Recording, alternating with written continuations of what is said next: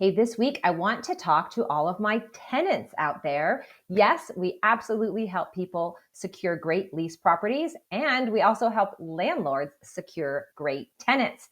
So this is a cautionary tale for you if you are searching for a place to lease, and a reason why you should work with a professional real estate, even in these situations, even if you're not purchasing. So the cautionary tale comes as a result of an experience I had last week with my son and his fiance in their search for their next place to lease. We've been looking for homes for a while for them. They want to move into a different area.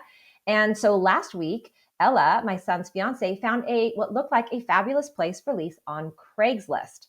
The bottom line is that she originally reached out to me to make sure that this response that she'd received from the supposed homeowner or property manager requesting that people submit their credit scores and providing a link to that source for securing a credit score, if that all looked legitimate. Now, at the first onset, looking at that response that she'd received when she'd inquired about it on Craigslist looked pretty legit. Everything looked very professional, looked like they had their ducks in a row.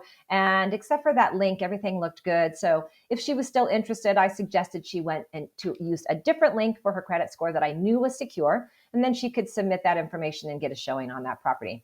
But Ella had a really good sense to dig a little further on this property, which is what we ended up doing to make sure it was legit. The bottom line was this was not a legitimate listing. And this is what happens for a lot of items on Craigslist. These people had no right to that property. They were not the owners and they were not the property managers. We were able to speak with the professional realtor involved on the property management and securing the current tenant still in place at that property. More importantly, when we did connect with that agent associated with the property, we found out that she had received several calls from people, and some people had really been duped and had sent in to these scammers upwards of $3,000 for a deposit, hoping to secure that property. This is a very cautionary tale. It's another reason why you should be using a professional realtor even when you are leasing a property, both as a tenant and as a landlord, to make sure you're dealing with legitimate entities on both sides of the deal.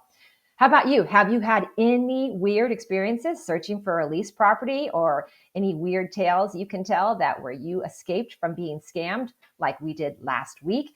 This is a very real thing. The only area where you really don't need a realtor is if you're looking at apartment rentals and they've got a professional management company on site. That's really legitimate. And actually, apartment communities do offer a lower deposit program. So if you're looking for the lowest moving costs, an apartment is always going to be the way to go. And as always, I'm here for any questions. Thanks so much for stopping by. I'll see you next time. Take care.